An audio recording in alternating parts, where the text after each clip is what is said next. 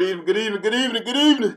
This is your host, Joaquin Thompson, Senior, coming to you live from Live. What you say? No, we ain't coming from Duval. That's one of them shows we're going to do on the road 2019, man. We're going to put that in there for 2019. That's what we need to do, man. That's what we need to do, man. That's what we need to do, man. Y'all got to be quiet on the set, bro. We on the air.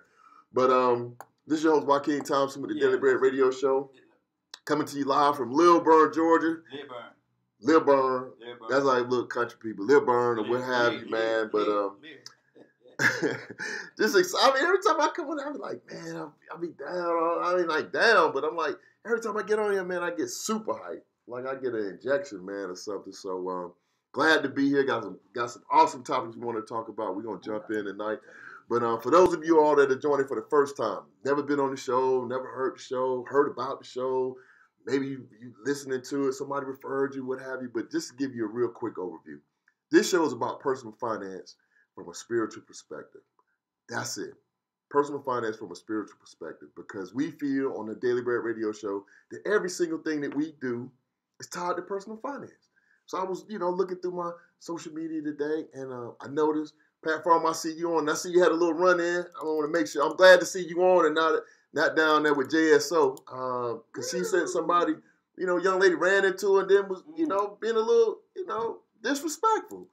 But again, tied into personal finance, right? Because if she don't have insurance or the lady acting crazy or this, that, it's tied back. Hey, man, y'all gonna have to go outside. Oh, you kicking us out? Yeah, bro, y'all can't be talking like that. I'm on the air. Where you from? Bro, go on with that, man. Go on with that, man. Y'all can go outside and talk, bro. But so everything that we do, even that. So you got a producer, man, that want to be talking all the time. Hey, if your personal finance straight, just say the P word. Hey, man, hey, if your personal finance ain't right, then you could do like say, man, you could, be gone. You know what I'm saying? But if your money ain't right, then you got to deal with it.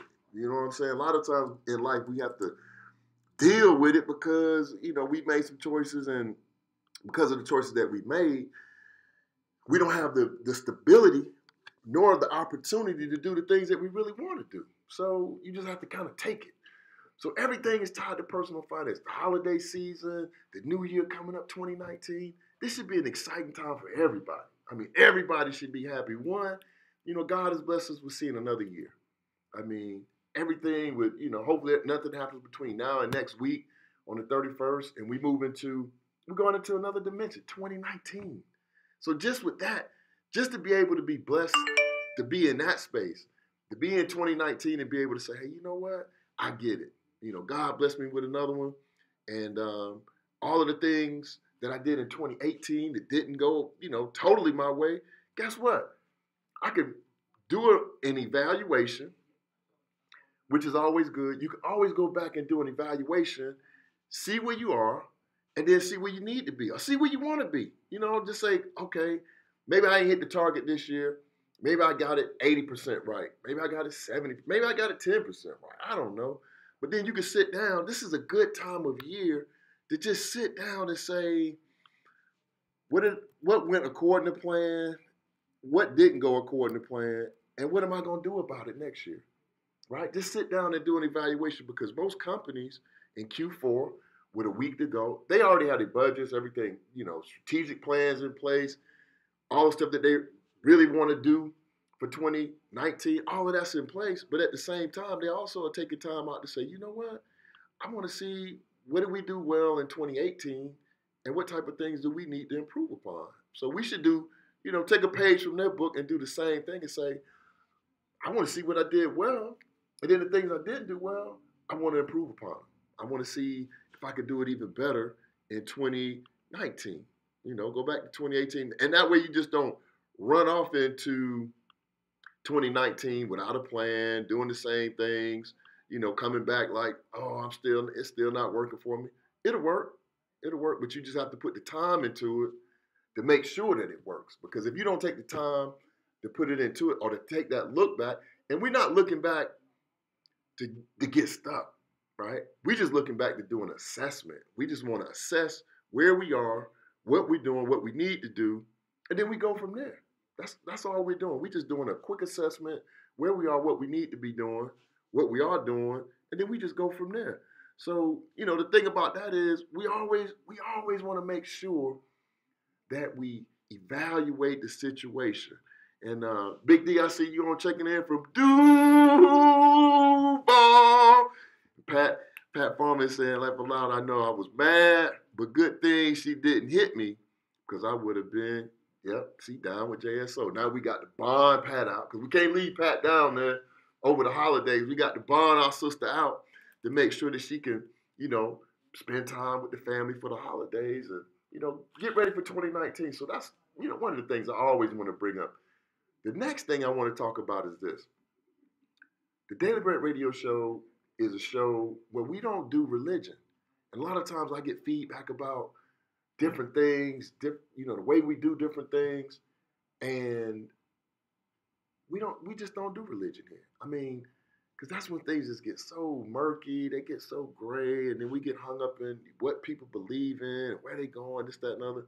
And we don't want to do that. What we're trying to do is we're trying to be a spiritual people, utilize the tools that God has given us, and just improve our lives and improve the lives of all our family members around us by taking steps to make our personal finances better. Because scientifically, I was doing some research this week, and they said scientifically, this guy, I think his name is Dr. Buss, and he won a Nobel Peace Prize about check this out, behavioral economics. And basically what he was doing is like studying the brain and how we react when we have different things that are related to economics take place in our lives. And he was saying that, a lot of times when we're, we say our money increase or we make an investment and investment goes the way we want to, we get stimulated, our brains get stimulated and we have what's known as the release of dopamine.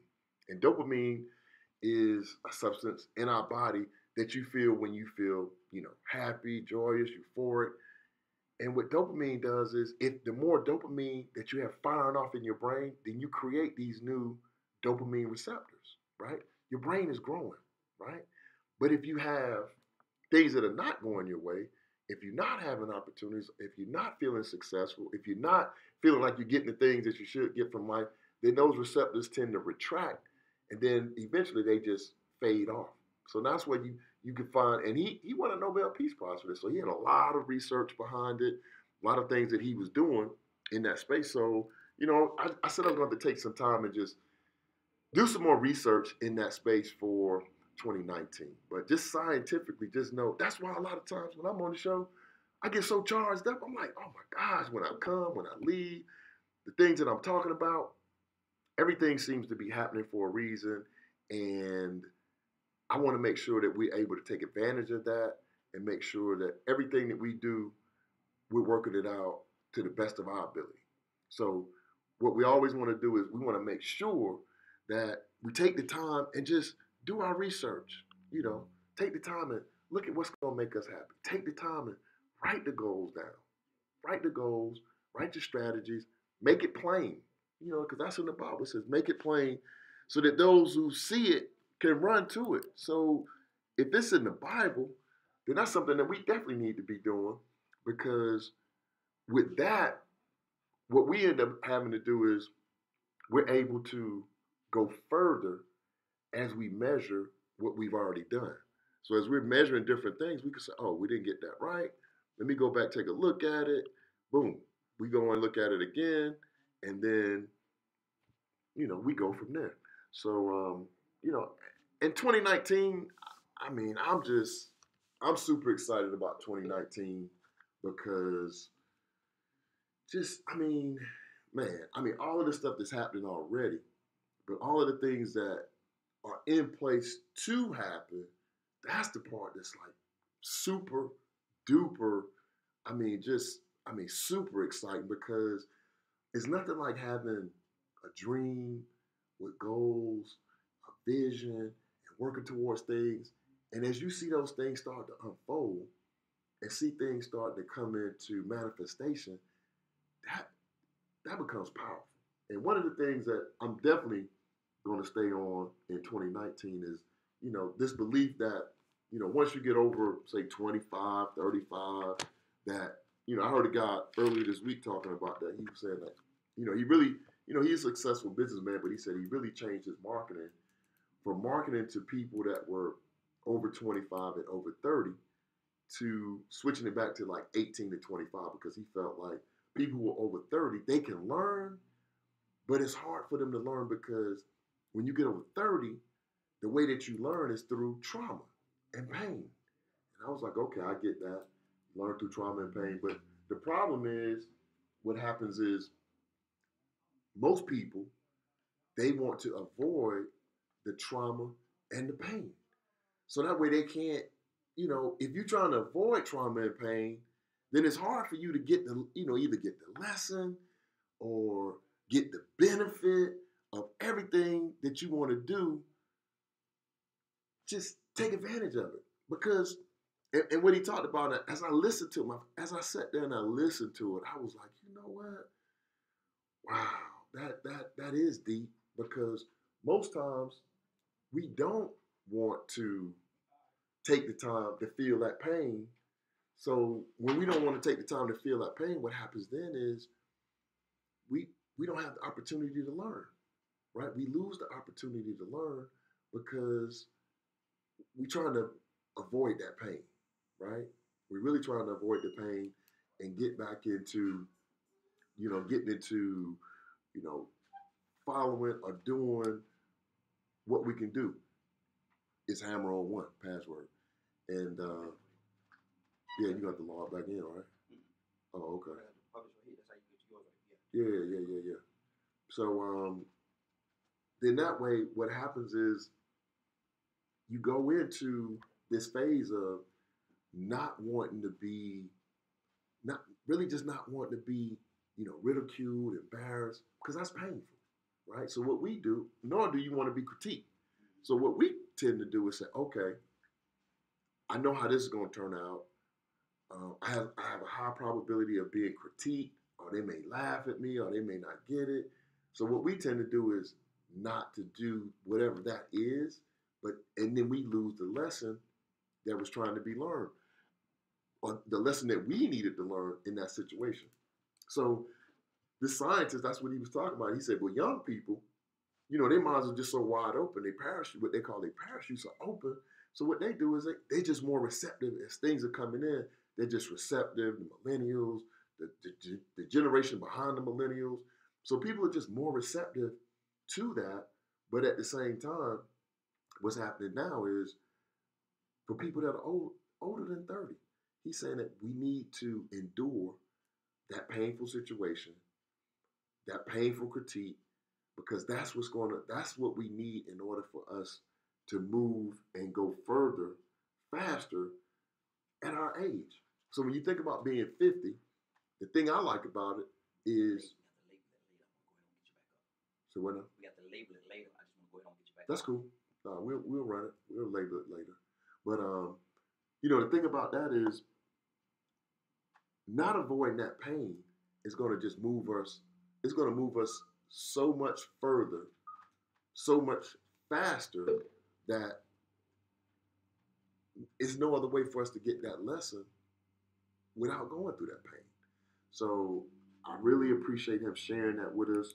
And it's something that I really took to heart, because I know in some of my situations in life, just being totally transparent, you don't want to talk about, painful situations or things that hurt you or people that hurt you, or, situations that you felt embarrassed about. I mean, most times we kind of want to shun away from that and, just kind of get to something else, something that's, a lot more pleasurable, because it's only two motivators in life. And study after study have shown this is only two motivators in life, and that's seeking pleasure, right? That's why so many people, turn to pornography, sex, drugs, because it's a pleasure, right? Again, when you having drugs, or you taking drugs, or using or abusing drugs, or addicted to drugs, what's firing off of those, what we talked about earlier, the dopamine receptors in your brain, and that's what gives you that feeling of pleasure, right? But that's one motivator, is seeking pleasure. The other motivator is avoidance of pain. Those are the only two motivators in life. And if you sat down and took the time to think about all the actions that you've done, all of the decisions that you made, everything that you've looked at throughout the course of your life, when you look back on it, you can say, you know what? I made this decision because I really was seeking pleasure, because I really wanted to get into this type of situation. But for whatever reason, that's why I did it. It might not have turned out that way. May not. Mm-hmm. Mm-hmm. You might. You You might. You might have been. You might have been seeking pleasure. You might. It's a spiritual show, man. You might have been. You might have been seeking pleasure, but the way that the way that it played out, you might have ended up trying to just avoid pain, right? Just something painful happened to you, so you may have just been in that type of space, like, you know what, this this right here is really not working the way that I intended for it to work. So, that's just what we have to do. So those are the two motivators, and that's what, again, what I want to talk about tonight. That was one of the topics that I want to talk about tonight. But just keeping that in mind, it's only two motivators in life, and that's seeking pleasure and avoidance of pain. Now, staying in that same space when you start talking about losses and everything that happens to you as it's happening. And I know for me, I mean, sometimes, when I'm talking to my wife, she's like, is that what you got from that? I'm like, every time that I see something, I hear something, I watch a movie, I watch it, somebody, hear something that somebody else went through. I just apply it to my life, and I just think about it. I'm like, wow, that's deep. You know what I'm saying? I'm like, man, I wonder what's going on with that. But one of the things that I looked at recently was, and I'm gonna share this story with you because this story was painful, but I learned from it. I mean, painful to the point it brought me to tears. Mm.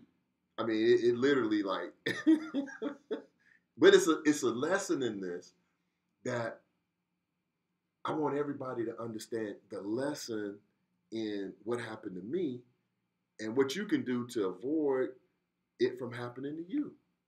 So I'm going to share this with you. So here's the short version. The short version is a little over a year ago, say a year and a half ago, an announcement, it was almost 2 years ago, an announcement was made that the owner of the Atlanta Falcons was doing his research and they were getting ready to build a new stadium. And now that they were building the new stadium, he was interested in, of course everybody knew it was going to be for the Falcons, but in addition to the Falcons, he wanted to also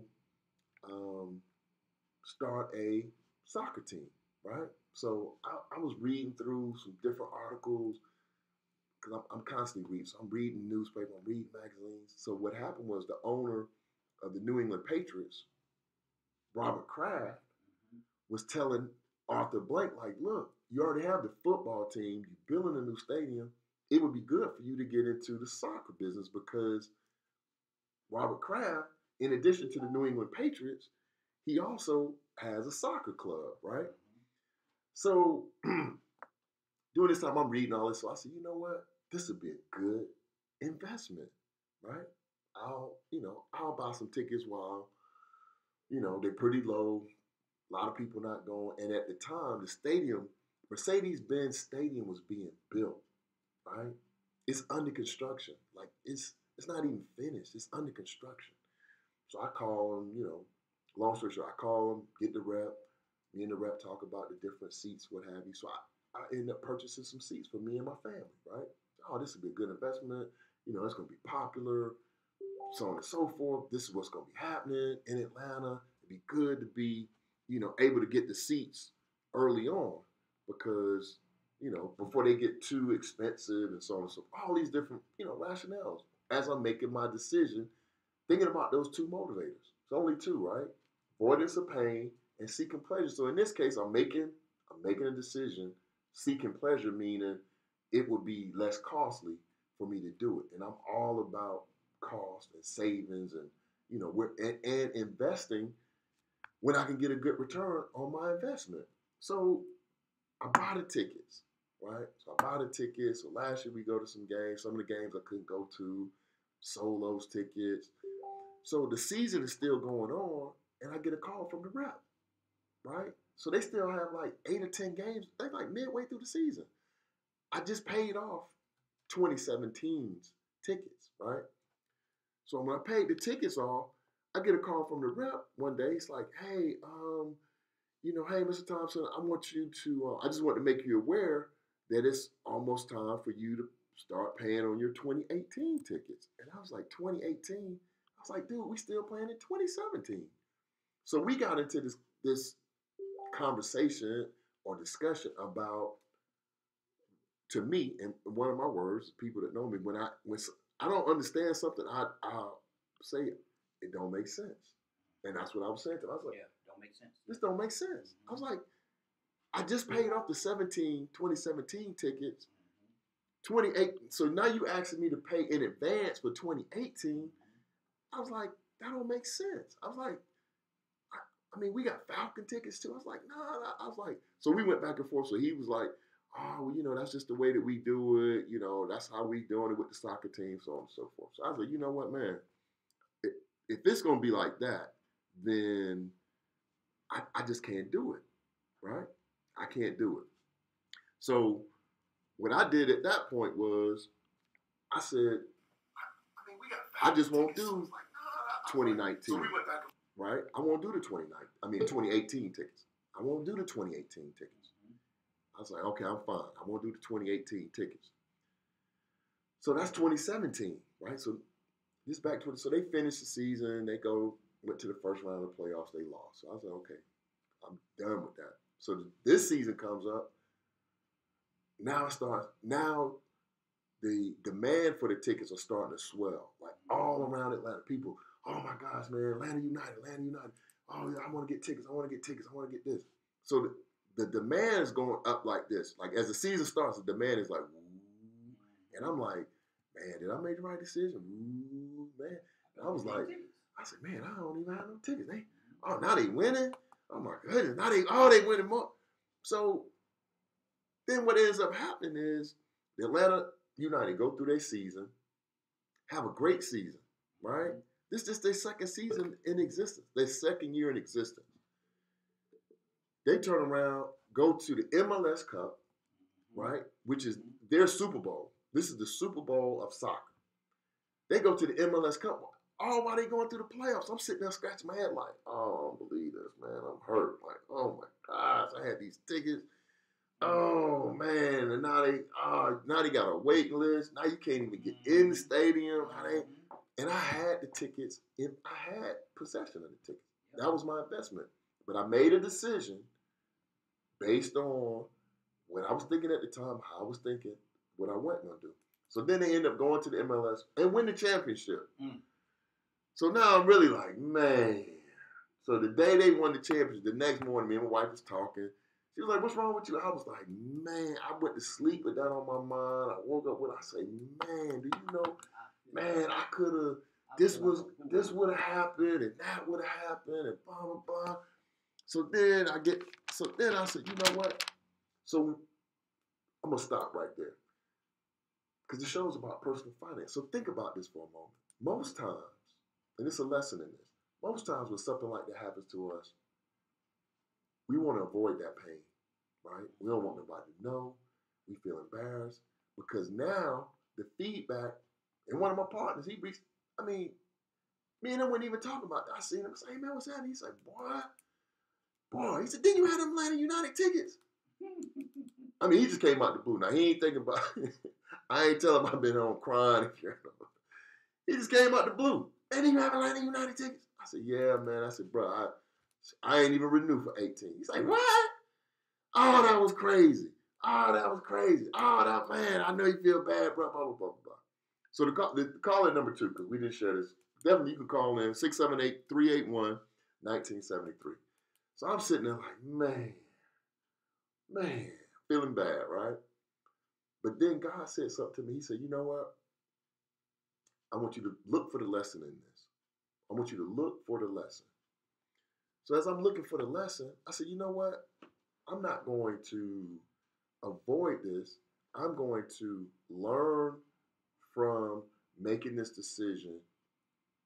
Sometimes it might have been prematurely. Sometimes it might have been, me not being patient. Sometimes it's me saying, oh, that don't make sense. And then something else, it might have been I should have, when I made the investment, let the investment mature over time, not try to time the market. The other thing I learned from it, that was number one. The second thing I learned is this. When you're dealing with people, right, and the masses, see, it's one thing to have a vision about something before everybody else can see it, right? That's called genius, by the way. People who can see things like Uber, like Facebook, like YouTube, somebody saw that in their mind's eye and they pitched some people, and the people they first pitched it with, they were like, nobody's going to be looking at streaming video. It don't make sense, right? When they started selling bottled water, why would you buy water when water is free? People just kept saying, what? It don't make sense. Facebook came out, nobody's going to do that. I mean, we got MySpace, so why would we need fake? It don't make sense. But here's the thing. Apple. Well, Apple had been out. Yeah. Apple ain't just come out. Apple had been out, right, in the 70s. People said, well, I don't. But here's the lesson in that. Here's the lesson for the daily bread, diehard breadheads. Here's the lesson in that. When you're doing something, whatever it is in life that you're doing, you think it, you're planning. You may be listening to the show. You may hear me say something on the show. You may start doing it, right? The masses, right? The masses are not going to be doing it, nor will they approve of it. And everybody's ready to, so you think, ready to inflict pain like, hey, didn't you have tickets? Like you missed an opportunity, right? But here's the thing that I thought about. A number of people asked me about it. A number of people mentioned it because I mentioned it to people that I had tickets. I had a ticket business, right? And now that they've won, but here's the thing. Here's the newspaper, Champs, right? Now, I could have took that and said, you know what, I don't want to talk about it, I don't want to see about it, but I use it as motivation. I said, you know what? When, not if, when I have an opportunity to do this same type of investment again in the future, I would do it differently, right? I'm going to do the deal differently. And it's even more, it's deeper than just, because people say, oh, you're going to learn from, no, it's deeper than just learning from your mistakes, because when I made that initial decision, right, about purchasing the tickets, I knew of no other person, me personally, I knew of no other person that had tickets to the Atlanta United. And I didn't tell people that I had them. I would just have them. Took my grandson, me and my wife took my grandson to one just for the experience. Like I said, the games we couldn't go to, sold those. But what we'll do is, or what the enemy will do, he'll trick you to think that when you've made a decision about something and it didn't turn out the way that you wanted it to, it will replay in your mind over and over and over and over again to the point where you feel like that was the worst thing in the world. But here's the thing about it. It was, it's just a moment in time. That's all it is. It's just one moment in time. Think about all the people who had the opportunity to buy Amazon when Amazon first came out. Think about all the artists that came out that people said, you're not going to, this don't make sense. Don't nobody know you. And then they turn into being Drake. They turn into being Nicki Minaj. They turn into be, these big companies, right? Because when you first expose somebody to something, what they're working from is their frame of reference based on what has already happened, not what could happen. How many people told Richard his two daughters in Compton, California, two black girls in Compton, California? How many people told him? Yeah. How many people he went to and said, "Hey, I'm trying to get a sponsor"? He was like, "For your black daughters? Like, who's gonna like what? Black people don't even play tennis. Like who? They better put them on a basketball court. They better play basketball, right? Yeah.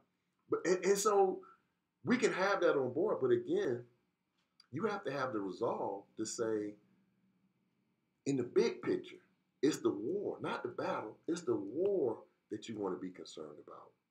So I'm saying all that to say, and I want to share that story with you all because I shared it this weekend with some students, and everybody was like, when I told them I had the tickets, and then I didn't renew, the whole room said, "Ah!" But once everybody can see it, there's no opportunity there. Once now everybody can see it, it's a waiting list. Them same tickets are 5 times what I paid for.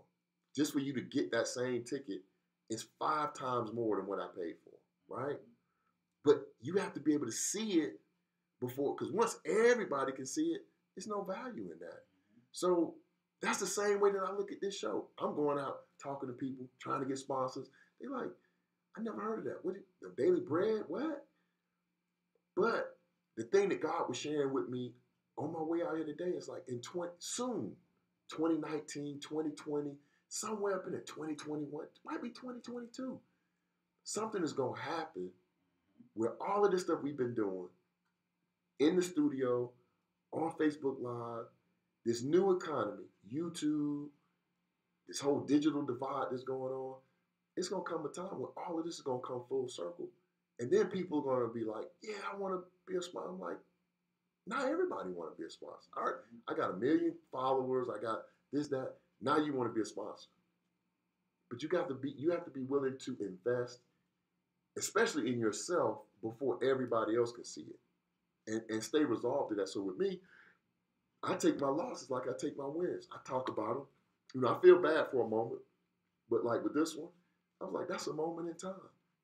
That's one moment in time. But that has nothing to do with all of the other wins that I had, right?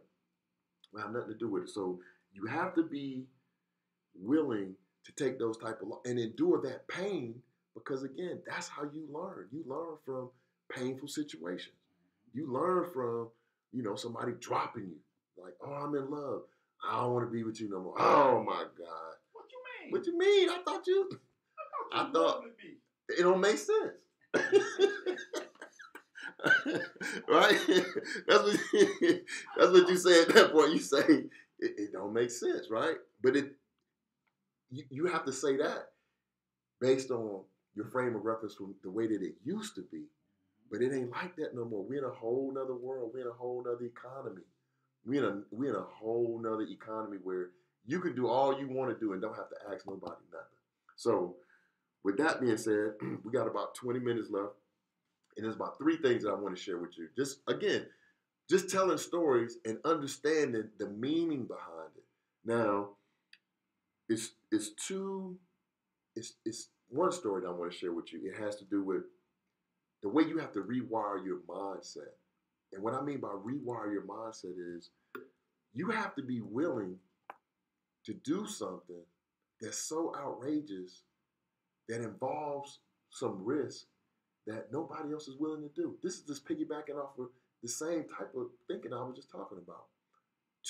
One of my favorite movies of all time, of course all people say Godfather, Scarface, but one of my favorite movies is Shawshank Redemption. Andy Dufresne, that's one of my aliases, right?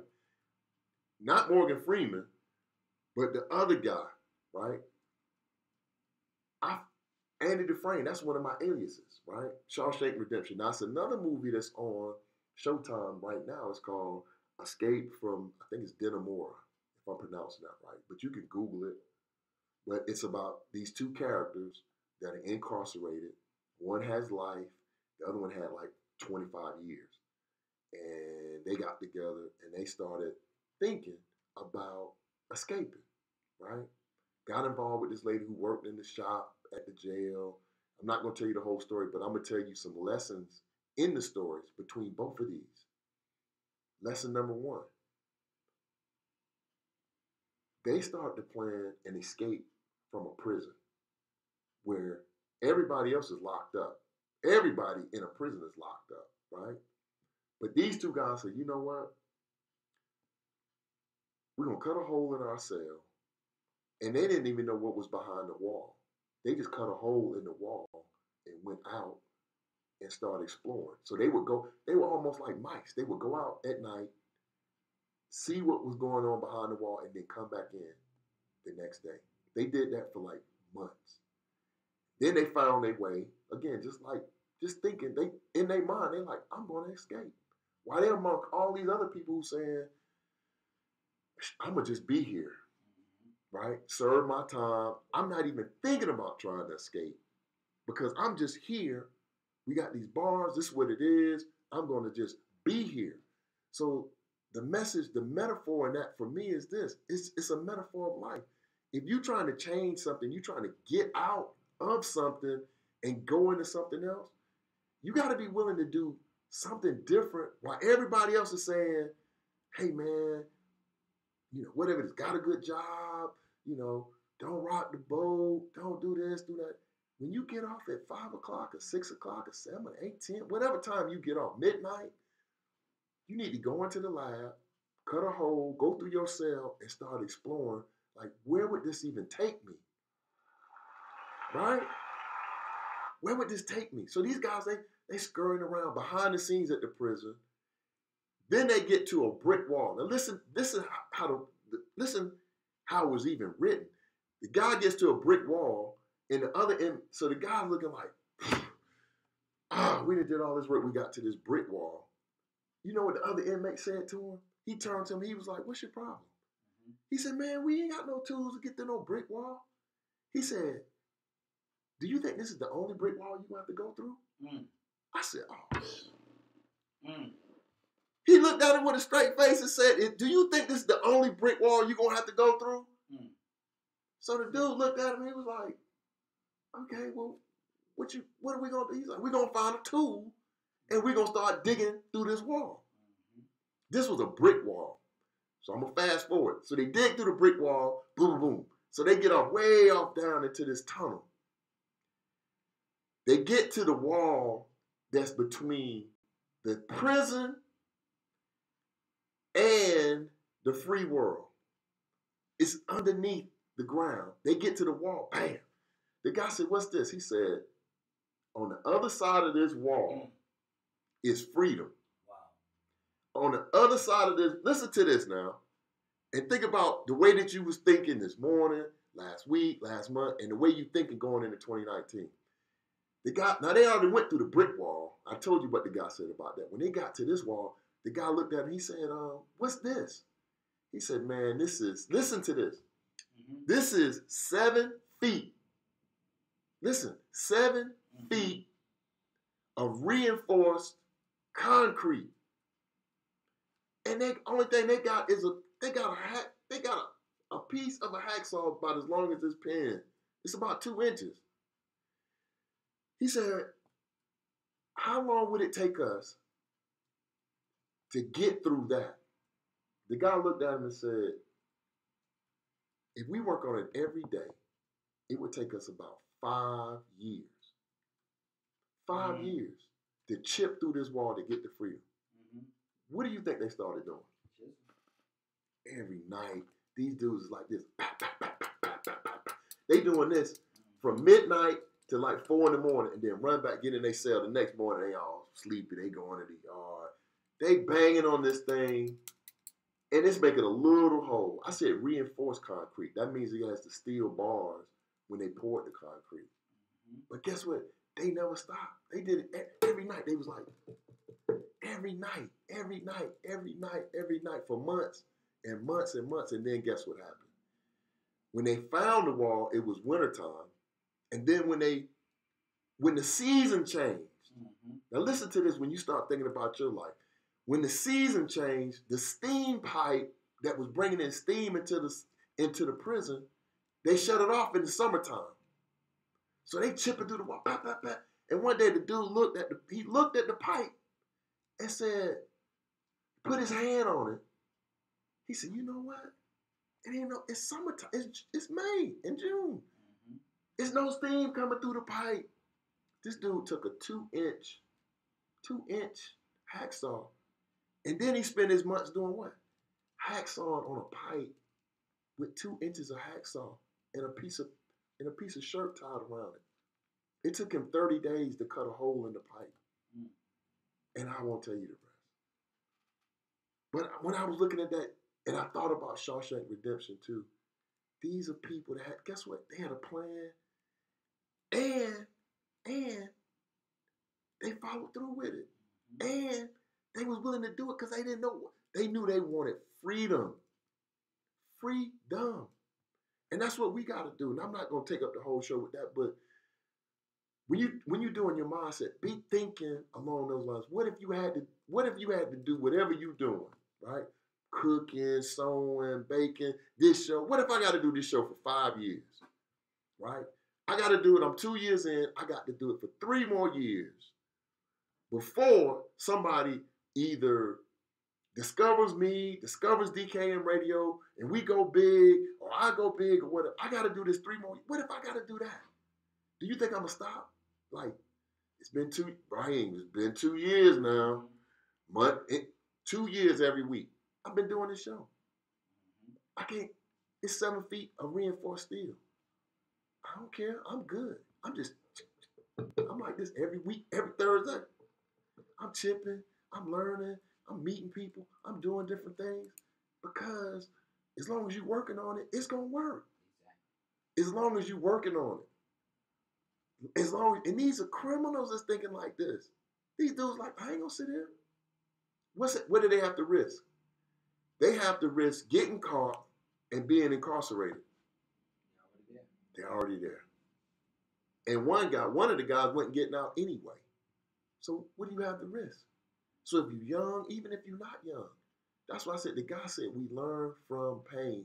Learn them lessons and get on with it. Get back to chipping at that wall. So you got to be willing to change your mindset and your habit, and even sometimes even the people you around. Come on. And this is a painful lesson because a lot of people are like, nah, that's my girl, that's my boy, that's my this, that's my that. But if you sit down and think about it, you say, you know what? I need another network. Because the way that people see you in your current network, they see you as a certain, they don't even see you as being what you say you're going to be. They believe you, but they don't see it. So when they don't see it, guess what? Go back to the ticket. And go back to the ticket example. That don't make sense. Like can't nobody see that in you. They believe in you, but they can't see what you see. So what you have to do then is like, you might have to change and pivot and get around some people that's looking at the same things that you're looking at and doing the same things that you want to do and learn from them. That's why we got these, right? These are mentors. And I got to stop. I got to pause for a moment. That's why we got to do that. Because here's the key. And this is something that I've been doing. I've been remiss. And y'all didn't nobody even remind me. You know what I haven't done in the last 3 weeks? What's that? Book of the week. 3 weeks. You know how I know it's 3 weeks? We did the show at the barbershop. That was show number 79. I came back here. I did show number 80. I got so hyped last week in show 81. I did not, and I had the same book that I was going to do the book of the week on in my bag for 3 weeks and did not do it. So this week I said, I'm going to stop with plenty of time left. Boom.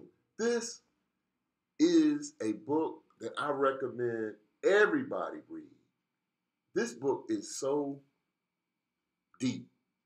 And the title of the book is The Art, listen to the title alone is deep. The Art and Science of Respect, a memoir by James Prince. And James Prince is the founder and creator of Rap-A-Lot Records. Now, those of you all that are old enough to remember Rap-A-Lot, then you know their biggest selling single of all time was what?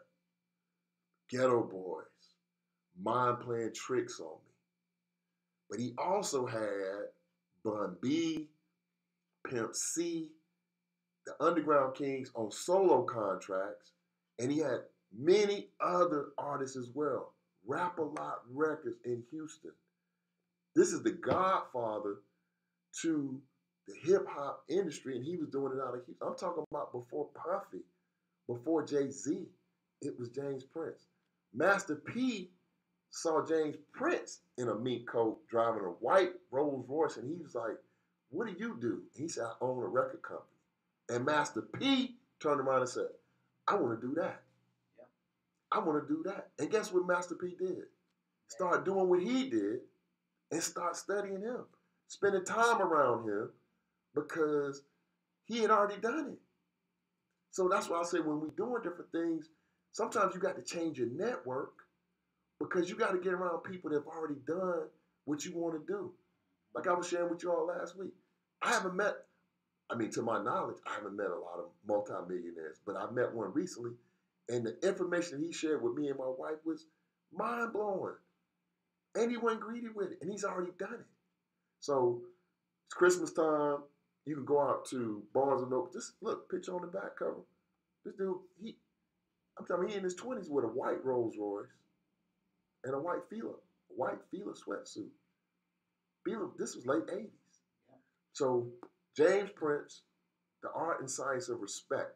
That's a great book. Definitely want to pick that up and add that to your list.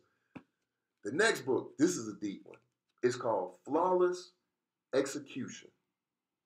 Use the techniques and systems of America's fighter pilots to perform at your peak and win the battles in the business world.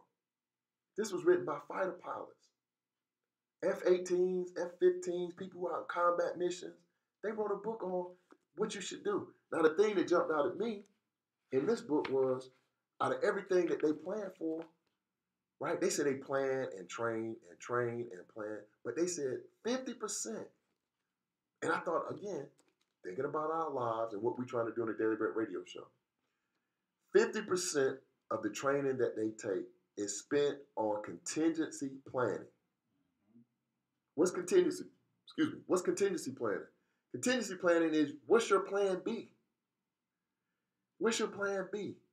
If you get out of the plane and the plane run out of gas, what you gonna do?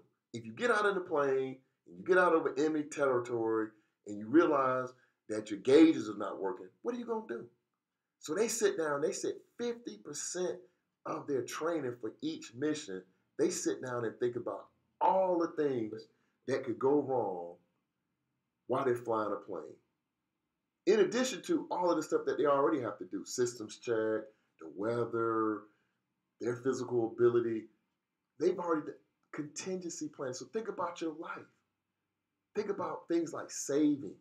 Think about in the future, 10 years from now, if you're ready to retire, or not even, some people don't even call it retire. You just try to be in a better position as you age. What's your contingency plan? Do you have a contingency plan, right? Most people don't have one.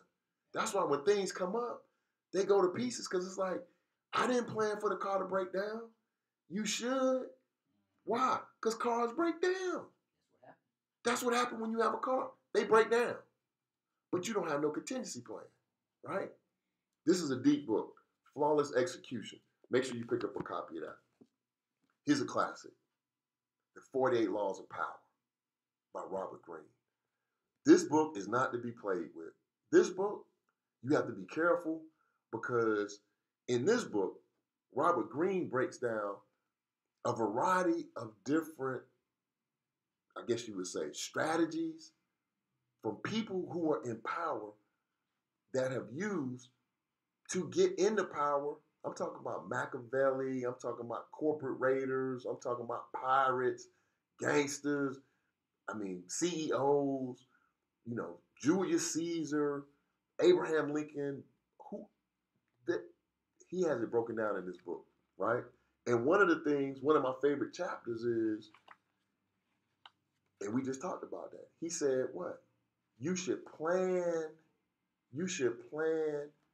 to the very end.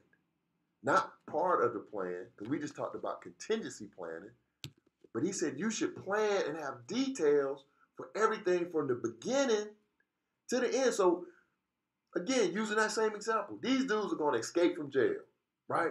Oh, we're going to escape. Good plan up until the point to when they got outside of the prison.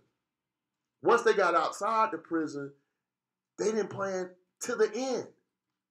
They didn't plan to the end. They planned to the point where they felt freedom, and then that's what happened. The same thing happened with slaves that ran away. Slaves that ran off the plantation, once they got off the plantation, guess what their biggest obstacle was? They didn't know the geography. So a lot of times they ran into the swamp. They ran into another plantation. They ran deeper into the south because they didn't know what direction they was going in. They thought they was going north, trying to get up to New York and Boston, and Philadelphia, and they was leaving North Carolina, headed down to Alabama. Plan. You have to plan. This book is deep, man. 48 Laws of Power. Deep. I'm talking about deep. It talks about everything from image, the type of image that you can create, the way that you can recreate yourself, the thing. They even have a chapter. Listen how deep this is. They even have a chapter, and this is what people use in the corporate world. It's called Finding a Person's Thumbscrew. Finding a person's thumbscrew. And you may be scratching your head like, what's a person's thumbscrew? That's a person's weakness. That's a person's weakness. James Prince, in his book, talked about that. He talked about how when he was young, he looked for a person's weakness. While everybody was talking, he was watching people and watching, especially kids, right? Who needs affection? Who needs to be pampered? Who needs to be told you're good, right? All of these things that once you find out this is what a person likes, this is what makes them react in a certain way, guess what they do? They use it against you. It's called a thumb screw. Because back in the day, they used to put your hand in an actual screw and twist it until you told the truth. They would find, so they call it a thumb screw. So as you going through life, if you show people your thumb screw, like you get upset when somebody say something, you ain't that smart. I am that smart. They say, oh, okay. Ooh. Oh, that's enough. I know what to do to get you off center, get you distracted. So if you want to talk about one thing, they know how to take you in another direction. Some people call it a red herring, right? That's what they call it in the criminal world.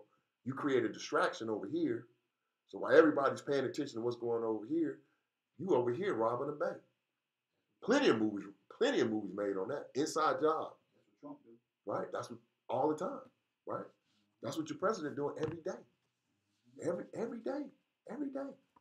And the last book of the week, this one is a super classic. This one is The Law of Success. This book, man, I'm going to hit y'all with one good one. This book is so deep.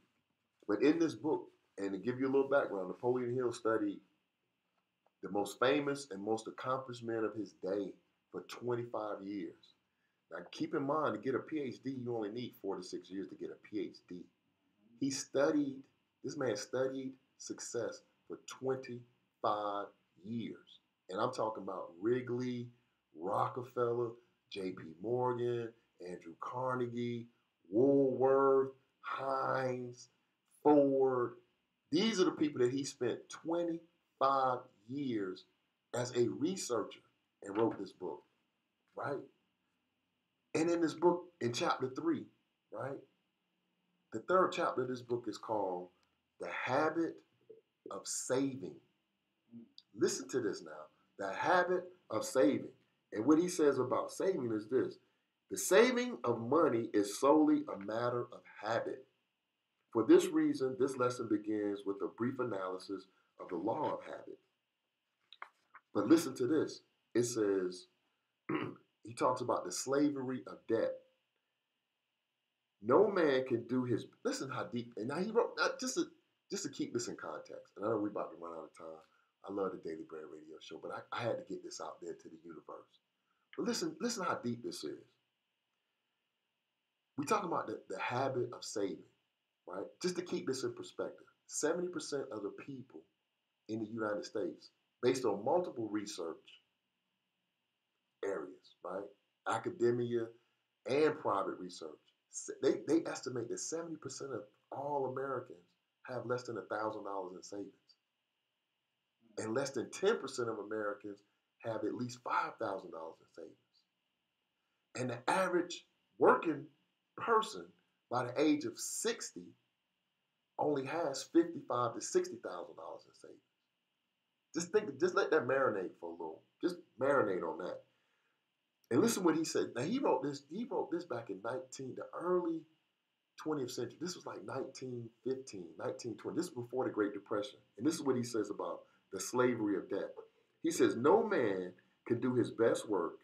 No man can express himself in terms that command respect. No man can either create or carry out a definite purpose in life with the heavy debt hanging over his head. The man who is bound in the slavery of debt is just as helpless as the slave who was bound by ignorance or by actual chains.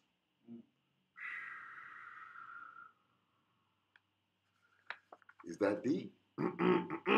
That's deep. That's deep. And I'm going to leave you with one last tidbit on this same topic. And again, this is from 1915, 1916. Reserve funds are essential in the successful operation of business.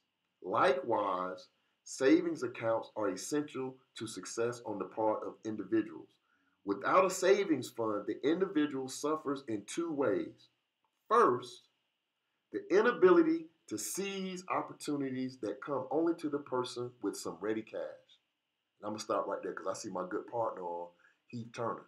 Now, his father, Heath Turner's father, when I was in my early 20s, early to mid 20s, we had just graduated. We was in college when he started telling us this. And then soon after we graduated from college, say I'm 23, 24 years old, right? His father used to tell us, he said, you should always have, at all times, you should have $10,000 in cash readily available to you at all times because people are going to always be in need. And when people find out that you have cash readily available, they're going to bring you opportunities. He told me this was in this was 1990, 1991, right? Oh, that's it. That's it. That's it. So the first thing is you got to have a savings so that way you have cash readily available for an opportunity. Because so when somebody come to you and say, hey, man, you know, I'm in a jam. Just give me $2,000 and I'll give you the title to the car. You'll be like, okay, the car might be worth $25,000. But at the time when people are pressured and need money, they'll take anything. So that's one reason. He said the second, by embarrassment due to some unexpected emergency calling for cash. He said those are the two reasons. He said by embarrassment. You know what by embarrassment means? That means you don't have a savings and your car goes out and you can't get it fixed. Now, because you can't get it fixed, you can't get to work, or you late to work, or you missing work. Now you jeopardizing your livelihood because now, okay, I got to get an Uber. I can't keep getting Uber. I got to get my car fixed at some point. So now what you got to do? You got to ask or somebody, hey man, this, that, and other. And now you're embarrassed, right? Because now people are like, man, why don't you just get the car fixed? Man, our sister, why don't you just savings? Do it while things are good. Because cars break, right? Transmissions go out, furnaces blow up, right? Roofs create holes in roofs. Kids fall, break arms, break limbs. And if we live, then things are going to happen. So this book, The Law of Success, make sure you get a copy of that just for your library. So these 4 are the book of the week. The other thing I would encourage you to do, for those of you that are like me, 50 plus, check out or become a member of AARP. I didn't get a chance to get to this. I'll get to it next week. But if you're not a member, people laugh about it. It's $16 a year. Become a member of AARP. You looking for your AARP card? Yeah, right here. I know you be tearing up that Denny's. Man, look at him. I know you be tearing up that Denny's, boy. He got his car. Ryan got. But hey, but they send you a magazine. There you go. Look at. But with that car to do, man, it'll save you on so many things in so many areas that you think. But I'm like, you at that age, so take advantage of it. But they also send you a magazine, and in this magazine there's an article. It's called Keeping Up with the Joneses. You may be able to Google it and look it up, but it talks about all these different people that are 50 plus and in their 60s and some in their 70s, and they're talking about how they're managing in their latter years with money. Some of them don't have any money. It's people in here, their income is like 12,000. Some people is still at 2 million, right? But we got to have a contingency plan because, Lord willing, if you age, you will need income. And you will. Right? And you will, because people are what? Living longer. It ain't nothing for a person. I'm 86. I'm 87. I'm 88. They've been stopped working. So you have to have an income. You have to have a saving. You have to have investments. You have to be able to understand cash flow. And you have to take advantage and take ownership of your life. You are the owner of your life. Nobody has to give you permission. You have the authority that's given to you by the Creator, which is God, to own your life. But if you own your life, you have to take action to make your life what you want it to be in 2019. So with that being said, we're going to go ahead and close out the show. Outstanding show. I thank everybody for joining. Big D, my daughter, happy birthday to my daughter Ashley. 28 years ago, I was playing Stevie Wonder, Isn't She Lovely? That one song I must have played it 100 times. Just over and over and over and over and over. Because on this day, this was the first day that I had become a father. I was 23 years old. I was 23 years old, still in college. Right?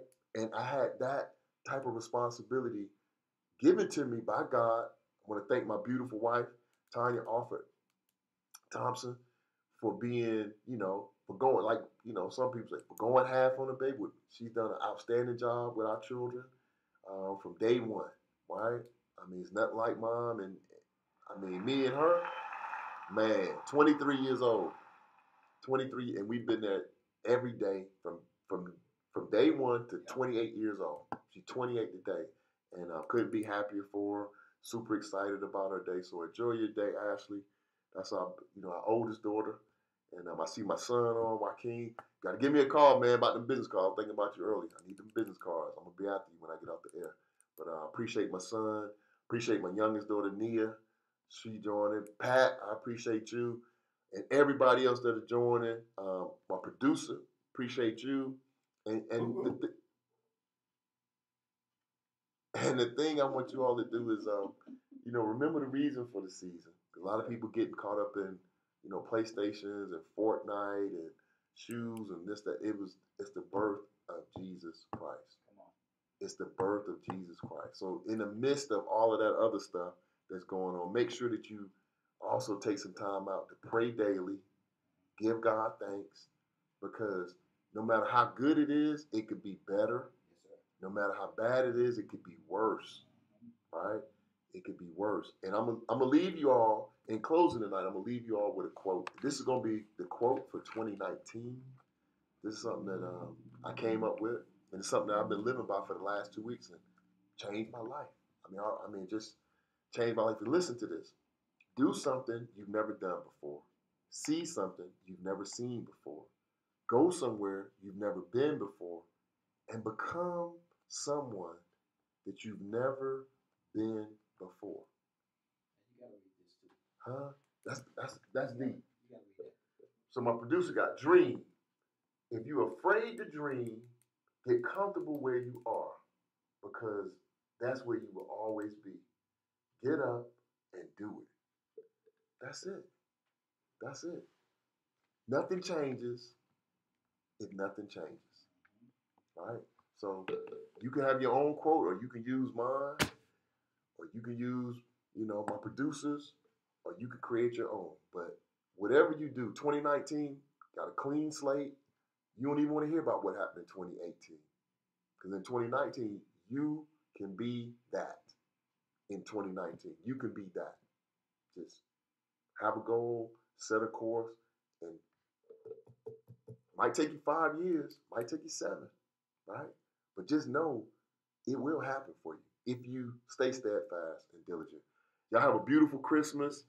Aloha, this is Wally Amos, and you are listening to the Daily Bread Radio. It's the best in radio. Man, you got to play that again, boy. Listening to my papa on the Daily Bread Radio Show. Hey, we got another treat for y'all, man. Hey, Big D, you got to send us the MP3, but check this one out, y'all.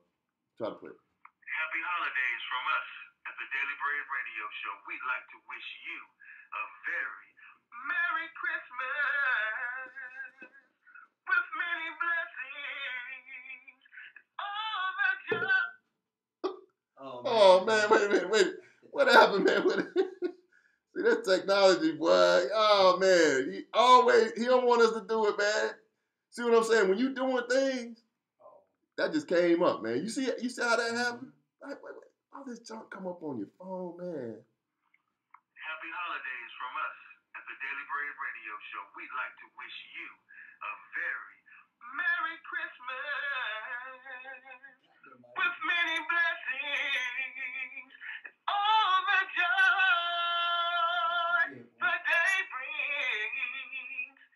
Merry Christmas from the Daily Bread Radio Show.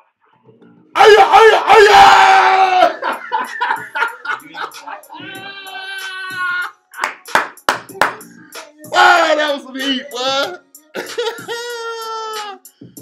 Oh, that was some fire there, boy. Now that was some fire. Hey!